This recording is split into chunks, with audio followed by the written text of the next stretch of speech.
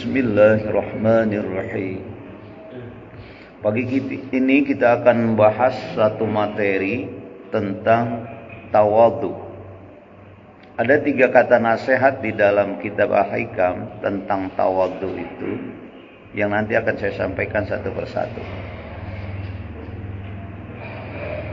Sebelumnya sebagai prolog atau pembukaan, kita semua sudah tahu tawadhu itu artinya adalah apa? Rendah diri, ya. Rendah diri. Lawan rendah diri berarti tinggi hati lawannya. Tawadhu artinya rendah diri. Kita harus merendahkan diri. Gitu ya. Tapi jangan juga dipahami ajaran yang disebut tawadhu itu adalah enggak percaya diri. Jangan. Yang dimaksud tawadhu itu adalah rendah hati. Gitu ya. Nanti kalau dipahami secara umum rendah diri, akhirnya dia enggak pede terus. Gitu. Enggak percaya diri. Orang yang enggak percaya diri enggak akan berhasil dia. Kenapa? Karena enggak pernah mau berani melangkah dalam hidup itu. Nah itu, harus berani melangkah. Jadi yang dimaksud adalah titik beratnya adalah rendah hati kajiannya ini. Baik, kita baca satu persatu pasalnya. Bismillahirrahmanirrahim. Man asbata li nafsihi tawadhu'an fahuwal mutakabbiru haqqan. Iz laisa tawadhu'u illa an rif'atin. Famata asbatta li nafsika tawadhu'an fa antal mutakabbir. Artinya, man asbata, siapa di antara kita yang asbata, merasa li nafsihi, pada dirinya si man, tawadhu'an itu sudah mempunyai sifat tawadhu, rendah hati tadi.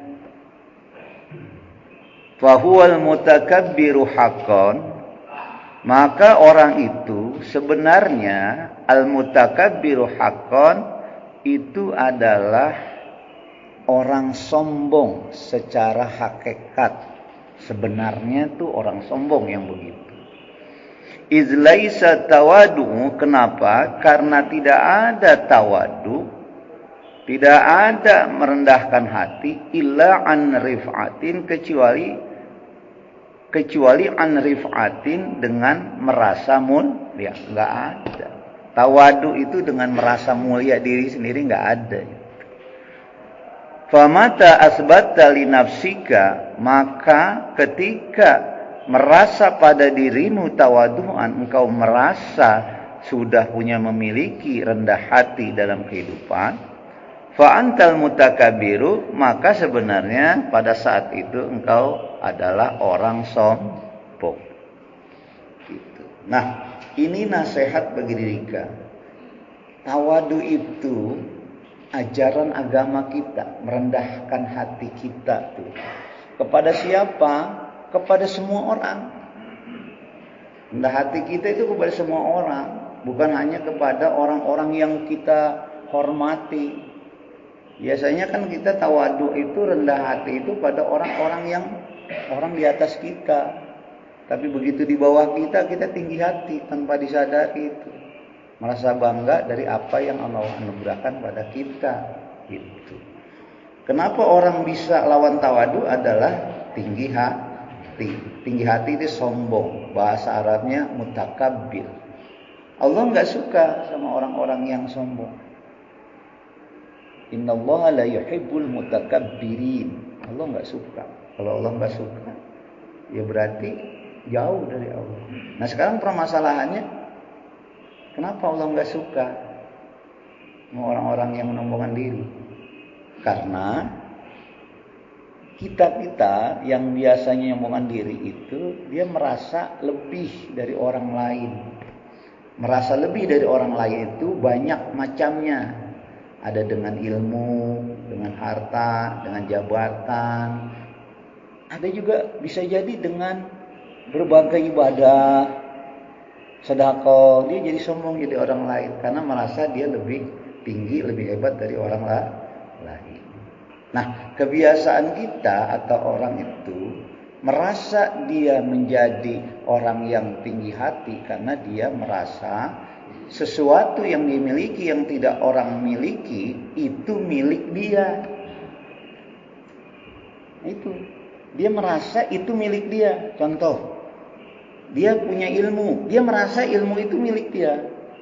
Dia punya jabatan sehingga dia sombong. Dia merasa itu jabatan milik dia. Dia menjadi tinggi hati dengan kekayaan. Dia merasa kekayaan itu milik dia. Padahal itu anugerah dari Allah.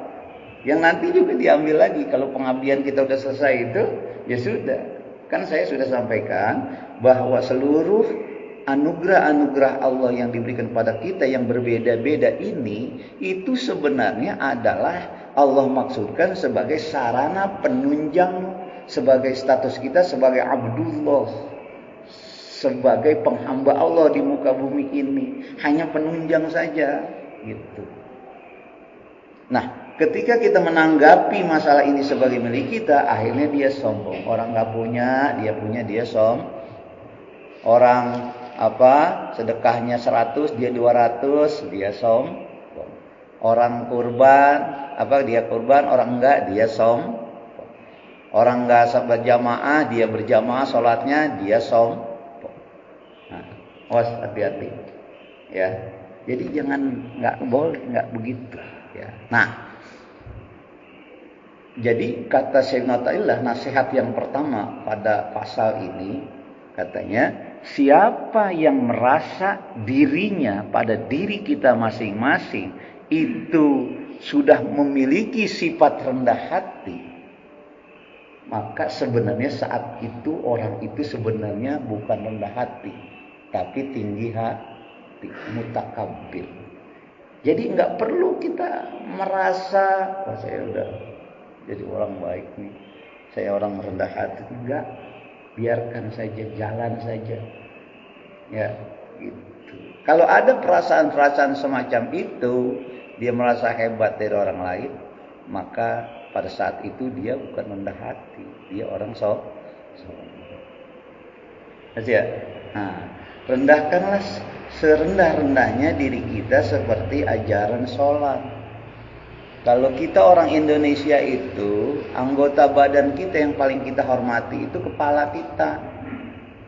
Tapi pada waktu sholat, kita rendahkan serendah-rendahnya seperti kedudukan kaki kita yang selama ini paling rendah di antara anggota tubuh kita. Waktu sholat kita turunkan itu, kita samakan posisinya ya dengan kaki. Jadi sholat itu mengajarkan kita untuk rendah hati. Ajaran sholat itu. Maka keluar dari masjid, keluar sholat, kita jangan sombong lagi. Jadi sholat itu bukan hanya melaksanakan sholat subuh 2 rakaat, zuhur 4 rakaat, asar 4 rakaat, maghrib 3, asar. Bukan itu. Ajarannya sholat itu harus kita terjemahkan dalam kehidupan kita sehari-hari. Gitu. Sama orang haji sekarang nih, yang kloter pertama udah pada pulang ya. Artinya sudah melaksanakan rukun syarat haji dengan baik, sempurna. Gitu. Rukun-rukun haji yang dia lakukan di sana, salah satunya dia melaksanakan sya'i dari Bukit Sofa ke kan gitu ya. Bukan hanya ritual yang dilakukan oleh Siti Sarah, istri Nabi Ibrahim saja, udah selesai pulang, enggak. Ajarannya harus dibawa ke sini. Maka haji mabrur adalah haji yang ditandai ketika dia ada perubahan setelah melaksanakan haji. Apa itu? Jadi kalau di sana diajarkan kita harus berlari-lari kecil dari Bukit Sofa ke Marwah, artinya dalam kehidupan yang dijalani seorang yang sudah haji atau kita seorang muslim, ajarannya yang secara universal itu adalah seorang muslim itu harus selalu berangkat. Yang dia lakukan setiap hari, apakah dia kerja, sholat, ibadah, dan seterusnya, harus diawali dari sofa. Sofa artinya kesucian. Kesucian artinya nggak ada tendensi manusiawi, hanya karena Itu. Kalau diawali seluruhnya dengan sofa, kesucian, niat yang ikhlas, maka semua kerjaan kita akan berakhir kepada marwah. Marwah itu penghargaan, baik dari manusia maupun dari Allah. Itu yang harus diterjemahkan di dalam kehidupan sehari-hari kita. Dia sama seperti tawadu ini. Tawadu itu bukan hanya kata-kata, tapi bagaimana menerjemahkan dalam kehidupan sehari-hari. Kita tidak tinggi hati dari anugerah Allah yang diberikan pada kita, yang barangkali orang lain tidak dianugerahkan, sehingga kita merasa hebat dalam hal itu. Kalau itu berarti bukan tawadu. Kita rendahkan diri kita. Orang yang rendah hati tidak jadi rendah dia ketika dia bisa berbuat baik sama orang-orang di bawah. Jangan sekali-kali kita merasa sombong di hadapan saudara-saudara kita. Itu. Siapa aja masyarakat kita itu. Jangan sekali. Kenapa demikian? Kalau kita sombong, tadi kembali lagi ke hukum dasarnya. Allah tidak suka. Kalau Allah nggak suka, mau kita. Allah nggak senang sama kita dicuekin sama Allah. Jangankan kita dicuekin sama Allah di dunia atau di akhirat. Dicuekin sama istri aja nggak enak. Ya, sama tetangga aja nggak enak. Gitu. Rendahkan hati kita, serendah-rendahnya. Nah, orang yang tinggi hati itu kelihatan satu dari perbuatan, dua dari ucapan, tiga juga bisa jadi enggak perbuatannya, ucapan, tapi sikapnya.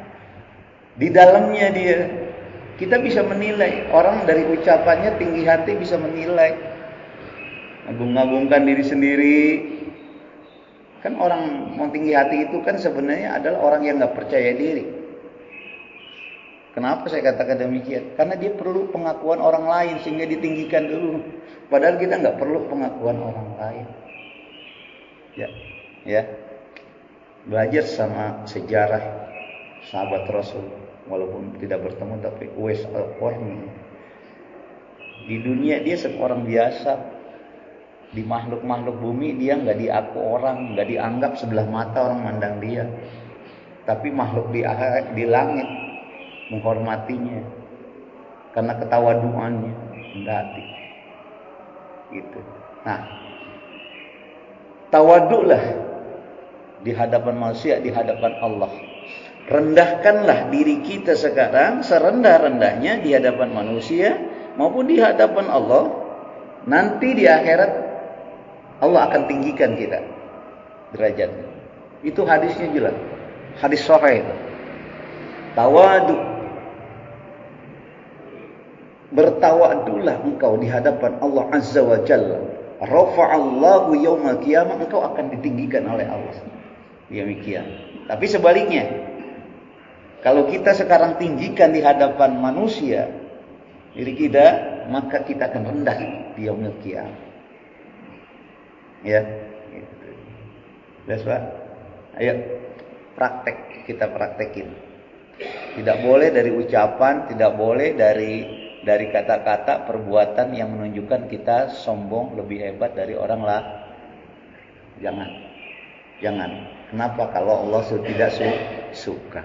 Allah tidak sayang sama kita. Ya, mulai sekarang sikap kita dirubah itu. Biasa lebih baik. Kita siapa aja, kita harus bisa berbuat baik sesama orang, bukan kita mengukur stratanya. Tidak, ya berbuat baiklah sama orang lain. Ayat tadi yang saya baca itu akhirnya, kalau orang bisa berbuat baik dengan sifat tawadu kepada orang lain, innallaha lama'al muhsinin. Bukan Allah benci, tapi innallaha lama'al muhsinin. Bukan tidak suka, tapi Allah beserta orang-orang yang berbuat baik. Allah mengiringi dia. Itu pasal pertama. Kita lanjutkan pasal keduanya. Ya, bukan pasal kedua, pasal pertama. Jadi jangan sekali-kali kita merasa sudah rendah hati, menjadi orang rendah hati, menjadi orang baik. Jangan, ya. Karena ketika kita menyatakan bahwa diri kita masih ada dalam hati kita, kita merasa kita orang baik, pada saat itu kita belum baik. Kalau kita merasa kita sudah tawadhu, memiliki sifat tawadhu, pada saat itu kita menjadi sebenarnya orang sombong. Nggak perlu menilai diri sendiri, apalagi pengen pengakuan orang lain sehingga kita melakukan pencitraan, nggak usah. Biasa aja. Jangan pengen dialem oleh orang lain, enggak. Ya, kita inginnya dipuji oleh Allah Subhanahu wa taala. Iz laisa tawadu, kenapa kita enggak boleh punya rasa itu? Iz laisa tawadu illa an rif'atin. Karena tidak ada tawadu itu illa an rif'atin, kecuali dia merasa mulia. Jadi kalau orang-orang tawadu udah enggak merasa mulia lagi, Pak.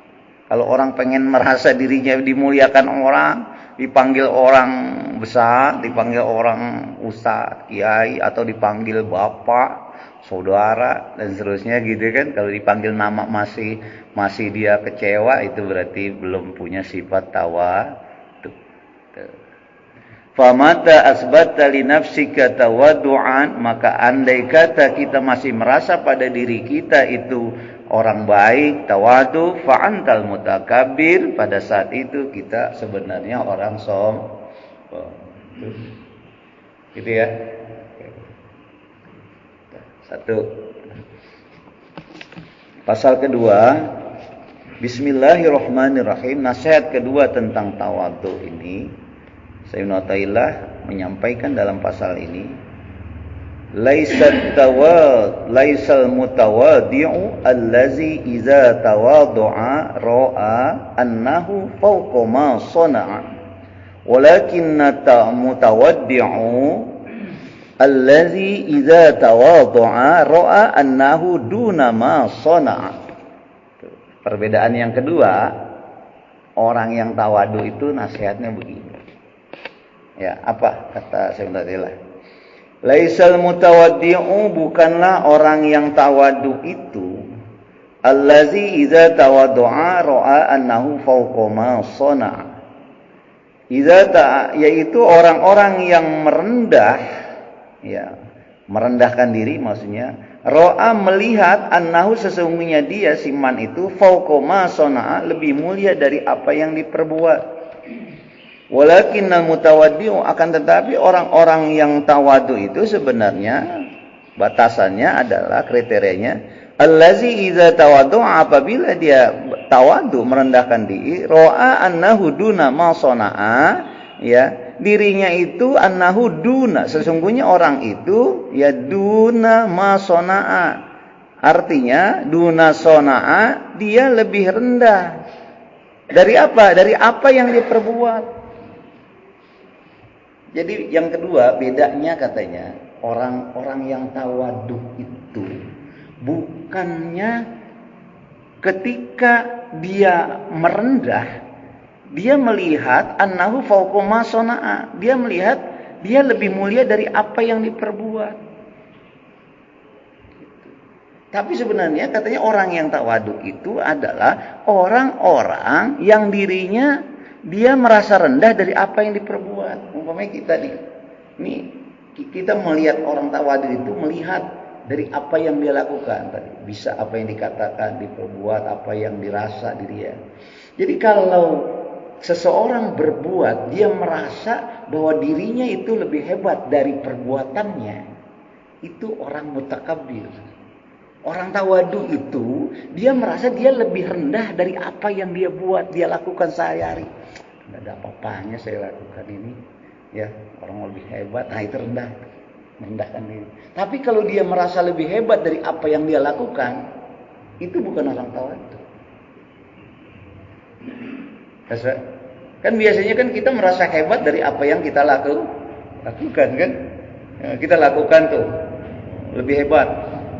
Contohnya, ya, orang sedekah 100, kita 200, kita lebih hebat ya. Kita lebih hebat dari orang lain. Perbuatan kita itu lebih tinggi dari kita. Nah, itu bukan tawadhu.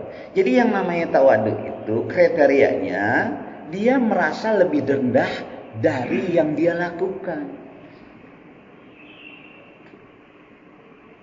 Kita bisa ukur tuh, kita menjadi orang masuk udah sifatnya tawadu atau belum tuh. Gitu. Apakah kita merasa selama ini kita dari perbuatan kita, amal kita, ucapan kita merasa kita lebih rendah. Waduh, saya kalau dilihat belum apa-apa ini ya, dibanding dari orang lain ibadah. Nah, itu tawadu tuh. Tapi kalau dia merasa, oh, saya paling hebat nih. Apa yang saya lakukan? Oh gitu. Contoh dia kurban kemarin.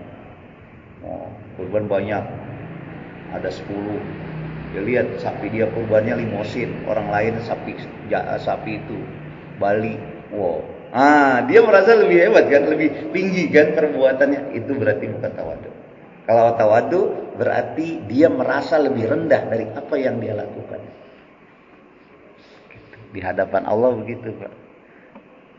Gitu. Meskipun kita sudah bagus, sudah baik, sudah jadi orang soleh, sudah rajin sholatnya, nggak ditunda-tunda lagi, sudah rajin puasa, rajin kita berbagi sama orang lain.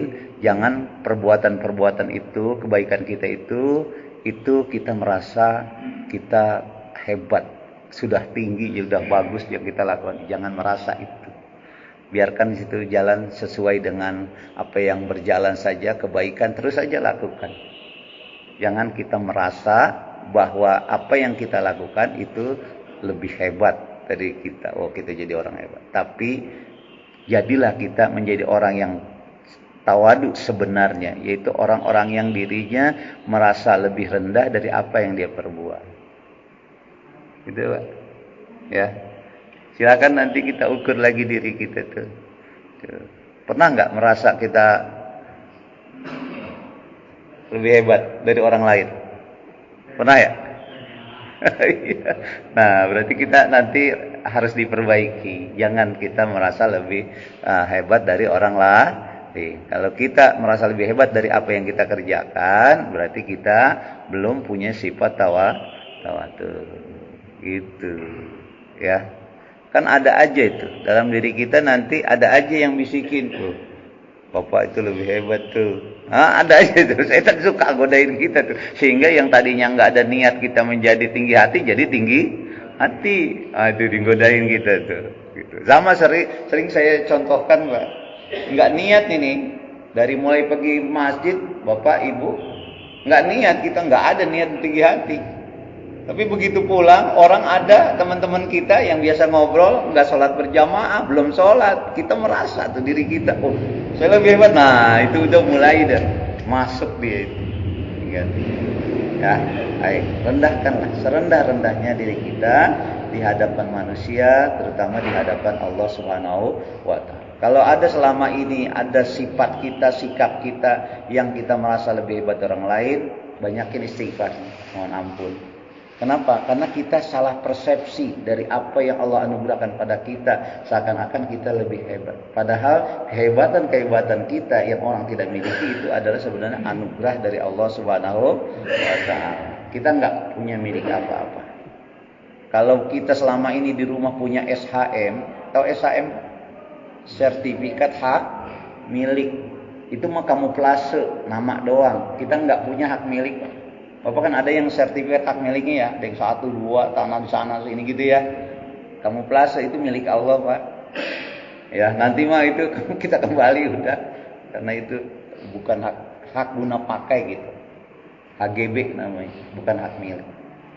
Gitu. Kalau kita masih merasa itu milik kita, apapun bentuknya, itu berarti nanti yang dikhawatirkan adalah sifat kesombongan yang ada pada diri kita akan muncul. Kalau sudah demikian Allah tidak suka, Allah tidak senang. Yang terakhir tentang pasal tawadu ini, udah 2 pasal tuh.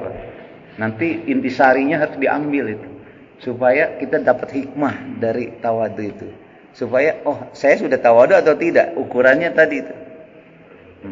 Ya, kita udah punya ukuran tuh. Saya udah jadi orang tawadu atau belum? Satu, saya ulang lagi tuh. Kalau kita merasa kita sudah menjadi orang tawadu, pada saat itu kita sebenarnya belum tawadu. Jangan punya rasa kita orang baik. orang tawadu. Karena ketika kita merasa kita lebih hebat, tawadu, ya, maka saat itu sebenarnya kita masih Yang kedua, tadi pasal kedua itu katanya pengertian orang tawadu itu adalah lawan tawadu kan rendah tinggi hati ya. Kalau kita orang tawadu itu adalah orang yang melihat dirinya itu lebih rendah dari perbuatannya, bukan lebih tinggi. Kalau kita merasa lebih tinggi dari perbuatan kita, sehingga kita itu bukan orang tawadu, tapi mutakabbir.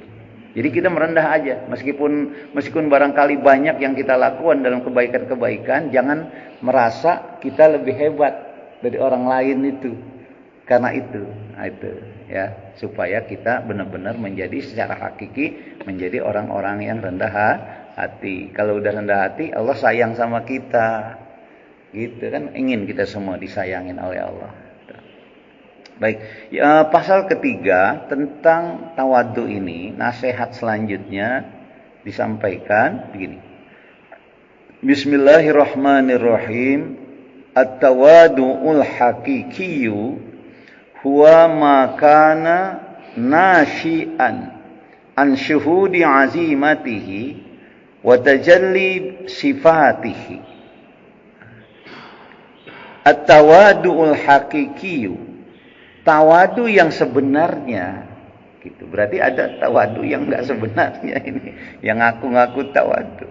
Tawadu yang sebenarnya, rendah hati yang sebenarnya, huwa makana nasyi'an an syuhudi azimatihi, yaitu adalah huwa makana ketika ada, ya, apa yang ada, makana nasyi'an an syuhudi azimatihi, ketika kita merasa nasian, apa yang kita miliki bersumber an syuhudi azimatihi, dari kesaksian hadirnya keagungan Allah, wa tajalli sifatihi, dan tajalli sifatihi, penampakan sifat-sifat Allah. Tuh hakikat tawadu sebenarnya ini katanya. Apa? Dua.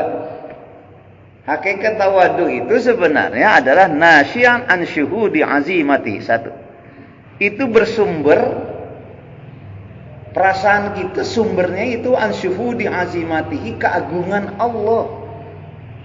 Itu tawadu. Jadi kita melakukan sesuatu perbuatan, apapun perbuatannya, tapi dalam perbuatan kita menyaksikan pada hati kita syuhudi azimatihi, kebesaran Allah Subhanahu wa taala. Bukan kita mendorong diri kita untuk menjadi besar. Betapa banyak orang payah, susah payah, seluruh potensi dia kerahkan untuk menjadikan dia menjadi orang besar. Segala cara pengen butuh pengakuan. Jadi orang tawadu itu hakikatnya adalah orang-orang hakikatnya bersumber dari kesaksian keberadaan Allah, keagungan Allah pada dirinya. Jadi dia melakukan sesuatu bukan karena dia, karena Allah. Potensi yang dia berikan pada orang lain bukan milik dia, Allah. Itu yang tawadu, dia mah enggak punya apa. Gitu. Tapi kalau itu sesuatu yang kita berikan kepada orang lain, merasa dari diri kita, bukan dari syuhudi azimatihi, itu yang menjadi orang yang mutakabbir, yang menyebabkan orang sombong di situ. Karena dia seakan-akan sesuatu yang dia lakukan itu bersumber dari dirinya. Padahal seluruhnya yang kita lakukan, ya, itu nasyi'an syuhudi azimati, bersumber dari Allah. Nah, itu kesadaran tentang itu yang harus kita pertebal pada diri kita. Ya, yang kedua, wa tajalli sifatihi, dan penampakan sifat-sifat Allah. Kalau kita berbagi dengan orang lain, itu adalah penampakan sifat Allah Rahman Rahim. Bukan kita merasa ketika kita berbagi, kita merasa lebih di atas dari orang yang kita beri. Salah. Itu yang menyebabkan sombong orang situ. Ketika Allah memberikan, dia merasa sadar Rahman Rahim, begitu banyak Rahman Allah, Rahim Allah, sehingga Allah anugerahkan kepada kita yang Allah orang lain tidak bisa. Muncul sifat itu, tajalli sifati pada Allah, sehingga dia berbagi, dia nggak akan pernah tawadu. Karena pada dirinya munculnya adalah nampak sifat-sifat Allah itu yang Rahman Rahim. Dia selalu bernyandarkan dirinya kepada Allah. Itu. Kita kan kadang-kadang enggak menyandarkan diri kita kepada Allah. Ya, sandarkan diri kita kepada Allah. Yang kita berikan milik Allah. Kalau kita Rahman Rahim, berapa sih Rahman Rahim kita sama orang? Kadang-kadang kita pilih kasih masih sama orang yang baik, senang sama kita kasih. Yang enggak. Nah, gitu. Allah kan Rahman Rahim. Sandarkan diri kita itu kepada Allah. Kalau tajalli sifatihi, sifat-sifat Allah sudah nampak pada diri kita, maka di situ nggak akan pernah kita merasa lebih hebat dari orang lain. Gitu ya. Jelas ya, tiga hal harus lakukan. Silahkan kita evaluasi. Orang baik adalah orang yang hari ini lebih baik dari kemarin, besok lebih baik dari hari ini. Tapi kita akan lebih baik kalau kita berani merubah sikap. Ajaran agama ini ajaran yang universal, baik. Bahkan di dalam kata-kata hikmah mengatakan al-Islam, dinul Islam itu lebih hebat. Dinun khaliqun mulaimun lil uqul. Kemudian yusudu binaz zulumati ilan nur yahdi ila siratil aziz ay siratal ladzina an'amta 'alaihim ghairil maghdubi 'alaihim waladdallin. Amin. Al-Islamu ya'lu wa la yu'la 'alaih. Islam itu tinggi. Ajarannya tidak bisa tinggikan orang lain, tapi perubahan kita menjadi tinggi menjadi Islam tergantung kita yang mau merubah sikap atau tidak. Gitu. Jadi dibutuhkan unsur kedua, perubahan diri kita. Dari mana? Ya dari kajian, nasihat-nasihatnya kita berubah. Oh iya, begini loh, gitu. Gitu. Ya, supaya apa yang kita kaji ini kita sedikit-sedikit bisa lakukan. Oh iya, begitu ya. Jadi banyak merenung kita tuh. Banyak belajar, kaji diri ya, bahasa orang kita kaji diri ya. Jangan ngaji kitab aja, kaji kitab transfer, kaji diri gitu. Itu follow up namanya. Nggak boleh berhenti pada kajian subuh sampai di sini ya. Tapi kita harus sedikit-sedikit, kan perlu proses. Nggak langsung ujuk-ujuk dia berubah sikap, enggak. Kita nyuci mengasah golok juga. Mau tajamnya itu harus dia ada proses ya. Nah, gitu. Proses dari kita. Itu namanya riyadhah dalam bahasa akhlak tasawuf. Riyadhah, berusaha. Kita disebut salik, berusaha. Riyadhah, usaha kita menuju Allah. Kalau sudah sampai pada Allah, itu namanya makrif. Kalau belum sampai situ, belum. Kita baru murid namanya. Wallahu a'lam bishawab. 3 pasal sudah, 1 materi aja ya. Saya sampaikan supaya nanti 3 nasihat ini bisa kita lakukan, bisa evaluasi lagi, tanya-tanya lagi. Nah, bersyukur kita itu setiap kajian kita itu ada rekamannya. Nanti kan Bapak bisa tuh di grup itu rekam lagi. Oh, lihat gini lagi gitu kan. Sebab nama yang ngaji ngedengerin kan kadang-kadang baru sampai situ aja udah lupa lagi sama materinya apa. Nah, dengerin tuh. Luar biasa. Terima kasih nih Pak Zikirno nih. Selalu kajian-kajian saya direkam supaya kita ngaji lagi gitu. Oh, dengerin lagi. Oh, begini ya gitu ya. Gitu. Baik. Allah a'lam bishawab. 3 pasal sudah, 1 materi saja. Dan sebelum saya buka pertanyaan, minggu yang akan datang kita liburkan dulu ya. Saya keluar daerah dulu selama 3 hari. Jumat insyaallah berangkat. Jadi diliburkan dulu satu pekan ya, 1 ahad lagi ya. Nanti 2 minggu akan datang kita akan kaji lagi. Baik, silakan kalau ada yang pertanyaan, baik materi ini maupun materi yang lain, saya bisa. Silakan. Ke Ayili ya, silakan.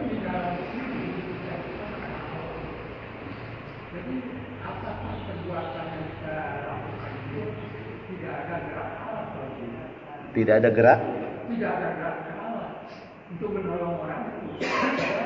Yang baik itu akan ada gerak daripada Allah.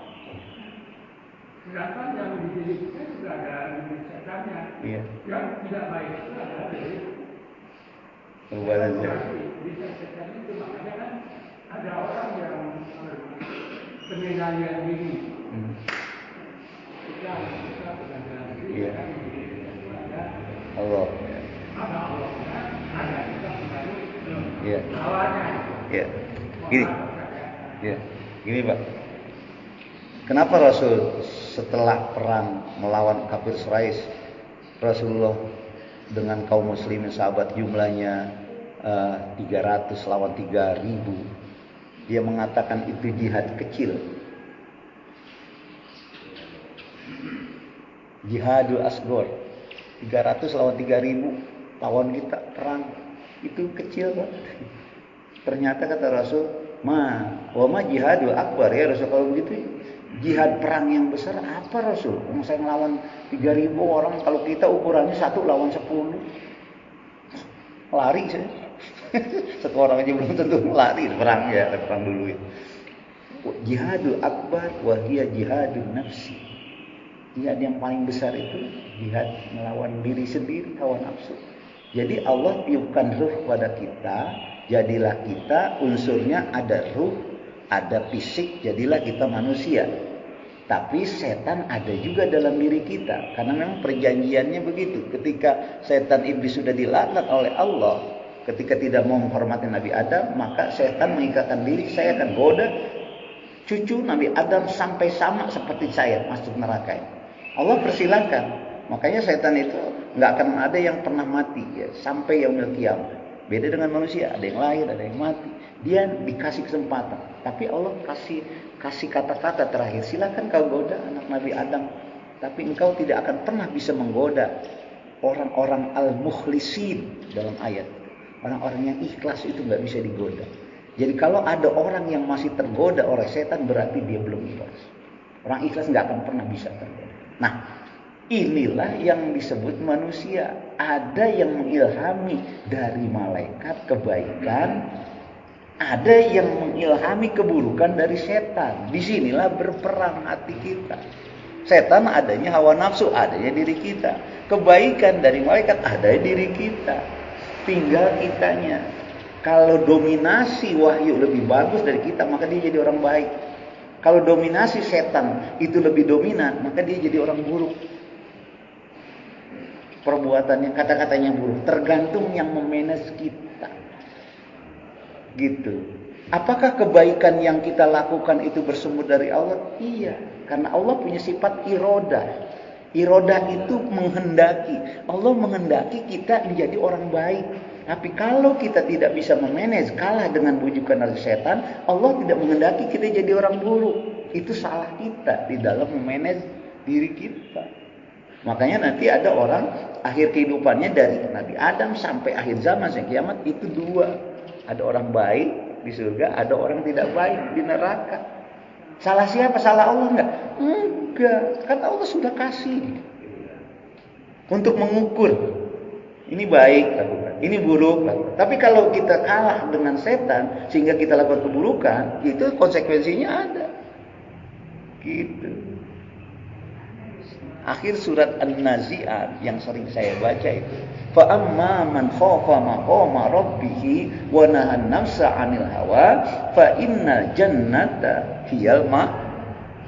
Siapa orang yang fa amma man khafa, siapa orang-orang yang takut, khafa fa amma man khafa maqama rabbih, kepada aturan-aturan Allah Subhanahu wa taala, wa nahan nafsa 'anil hawa, dan dia menahan nafsu dari keinginan-keinginannya, maka konsekuensi hukumnya fa innal jannata hiyal ma'wa. Yang paling tepat nanti tempatnya itu adalah jannatul ma'wa, surga. Tapi sebaliknya, orang-orang yang enggak bisa menahan nafsu dan dia melakukan perbuatan-perbuatan yang melanggar aturan-aturan Allah, fa innal jahima hiyal ma'wa, maka tempatnya neraka jahanam. Tinggal kitanya mau nggak, bisa nggak memanage pada diri itu. Itulah jihad yang sebenar. Jadi gitu kan. Jadi tergantung kita. Maka banyaklah bergaul dengan orang-orang soleh, dengan orang-orang baik, sering ngedengerin ceramah, sering dengerin kajian-kajian, baik dari HP, YouTube, mana, ngajinya jangan hanya pagi ini aja. Dari mana saja ilmu, supaya kita mendorong kita akan lebih baik, lebih baik, lebih baik. Gitu. Ya. Supaya kita lebih besar nih nanti hawa nafsunya lama-lama hilang. Kan pasal kemarin saya sudah baca ya, Pak. Nih, saya baca lagi ya. Kadang kita lupa ya. Nih, saya baca lagi ya tentang setan ya. Kalau kita udah baca begini nih. Iza alimta anna syaitana la yaghfulu anka fala taghful anta amman nasiyatuka biyadihi. Ini pasal baru kemarin saya baca. Kalau kita sudah tahu bahwa setan itu katanya nggak pernah lupa dalam menggoda kita, sehingga mendorong kita menginginkan melaksanakan hawa nafsu pada diri kita, maka caranya bagaimana supaya kita bisa meredam nih setan yang nggak pernah berhenti goda kita? Maka caranya, nasihatnya, fala taghful anta amman nasiyatuka biyadihi. Jangan kita melupakan bahwa diri kita, nasib kita, jiwa kita selalu digenggam oleh Allah. Jadi kalau ada godaan-godaan setan pada kita setan nggak lupa tuh, nggak akan pernah dia istirahat goda kita. Jadi hati kita sekarang jangan lupa bahwa Allah tidak pernah lupa menggenggam jiwa kita. Jadi ingatnya sudah, Allah genggam saya. Gitu, melakukan sesuatu yang keinginan son, Allah lagi genggam diri saya. Coba dilepas, out kita sudah. Gitu Pak caranya. Nah bisa nggak kita lakukan itu? Tergantung kita sekarang. Kan nasihat-nasihat Syaikhul Ta'ala ini udah disampaikan kan? Tergantung kita. Jadi kalau ada godaan setan ingin yang hal-hal yang buruk yang kita lakukan itu hawa nafsu, ingat sadar bahwa kita lagi digenggam jiwa kita oleh Allah. Allah masih sayang, beri kesempatan kita pagi ini masih hidup. Enggak man. Tadi kita udah mati, Pak. Bapak Ibu, tadi kita udah mati itu. Ya, mati kecil, sekarang tuh masih digenggam lagi Allah. Ya, dikasih kesempatan menghirup udara pagi, lihat matahari itu. Allah terus bersama kita. Jangan setan bersama kita, Allah bersama kita. Ingatinnya itu. Jadi jangan ingatin setannya, ingatin Allah selalu genggam diri kita. Wallahu a'lam bishawab. Gitu kan? Satu lagi, Pak Haji, satu lagi. Terima kasih Ustaz Ya. atas kesempatan yang kami. Jadi dalam pembahasan tawadhu tadi, intinya katanya kita kan apabila kita merasa sudah tawadhu, sudah rendah hati, sesungguhnya kita itu pilihan kita. Iya. Sombong. Iya. Padahal Allah dalam ayatnya innallaha la yuhibbul mutakabirin. Iya, iya. Lalu tidak suka orang yang sombong. Dan juga suka pada orang yang merasa mulia.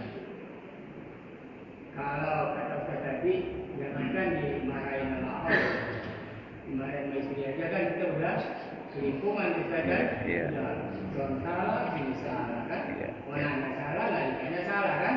Nah, gimana kalau dimarahin sama Allah kan? Tapi dalam keseharian Ustaz, kita sering terjebak atau sering melakukan hal itu. Terutama yang paling sepele yang kita kenal namanya makruh. Makruh itu kan katanya dibenci Allah. Padahal menurut saya dimarahin Allah sama dibenci lebih berat dibenci. Karena kalau marah kan ya kadang-kadang semenit, itu udah dibenci. Itu lama waktunya gitu kan. Nah, sekarang dalam keseharian kita sering melakukan hal yang makruh. Kita juga di dalam keseharian sering pengen memuliakan. Contohnya, ketika kita makan atau melakukan hal yang makruh itu kan, sering itu kan. Kemudian juga ada di dalam suatu pengadilan kita malah diwajibkan untuk menyebut maaf misalnya hakim itu kan yang mulia. Dan maksud saya arti makruh dengan akabir tadi sama enggak? Terus yang mulia di dalam pengadilan itu maksudnya apa? Yang berikutnya saya tadi Ustaz juga menyinggung tentang sa'i. Sa'i itu kan dari sofa wal marwah. Sofa artinya suci, marwah artinya penghargaan. Pertanyaan saya, itu Bukit Marwah dari dulu kan namanya Ustaz, apa dari yang zamannya Siti Hajar yang bolak-balik itu, atau setelah memang disesuaikan dengan keadaan itu Ustaz? Jadi nama dari Sofa Marwah itu. Baik. Kita ingin disenangi seseorang. Ya ingat zaman dulu kita pengen disenangin sama orang lah gitu ya. sama isi kita dulu, kita ingetin dulu gitu ya. Saya mau tanya Pak, apa yang kita lakukan? Apakah kita melakukan sesuatu yang dia tidak senangi? Apakah kita melakukan sesuatu yang disenangi? Yang disenangi. Karena kita pengen orang itu senang sama kita. Pasti kita melakukan sesuatu yang kita senang, yang dia senang. Dalam hukum Islam ada wajib, ada haram, ada makruh, ada sunnah, ada mubah. Makruh sesuatu yang tidak disukai oleh Allah. Kita pengennya disukai Allah, tapi melakukan sesuatu yang tidak disukai Allah. Kira-kira Allah cepat gak nyukain kita? Nah itu, ya hilangin gitu-gitu, sedikit-sedikit hilangin. Itu aja tekniknya, menghilangkan. Ya, belum. Itu yang kedua saya jawab nanti. Baru satu dulu, caranya gitu. Yang kedua, dalam tradisi, maaf ya, ini hanya karena ada pertanyaan. Kalau nggak ada pertanyaan saya nggak jawab. Dalam tradisi kita di yudisial di Indonesia itu ada 3 lembaga besar, 3 kekuatan. Eksekutif itu pemerintah, ada yudisial hakim-hakim, ya, ada DPR yang membuat undang-undang. Nah sekarang pertanyaan aja ya, saya masuk kepada pertanyaan. Kalau hakim-hakim itu dipanggil di pengadilan, itu bukannya Bapak yang mulia, tapi yang mulia. Pertanyaannya, kenapa dipanggil yang mulia? Enggak berani orang panggil yang lain. Karena kedudukan hakim wakil Tuhan di muka bumi, yang harus memutus dengan keadilan. Maka dia dipanggil yang mulia. Kemuliaan itu ditransfer dari sifat Allah yang memang harus berlaku adil. Nah sekarang, apakah orang manggil itu salah? Ya tidak. Cuma tergantung kita yang dipanggilnya.